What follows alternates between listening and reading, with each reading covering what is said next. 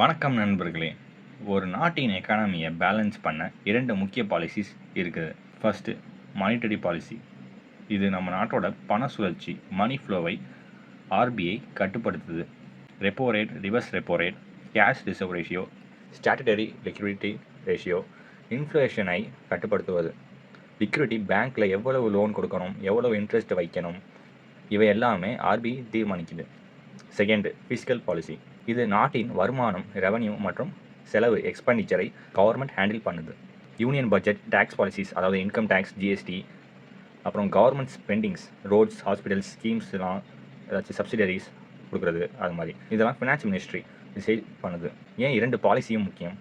Monetary policy பண மதிப்பு, வட்டி விகிதம், பண சுழற்சி. ஃபிஸ்கல் பாலிசி அரசாங்க வருமானம், மக்கள் நலத்திட்டங்கள், வளர்ச்சி விலைகள்.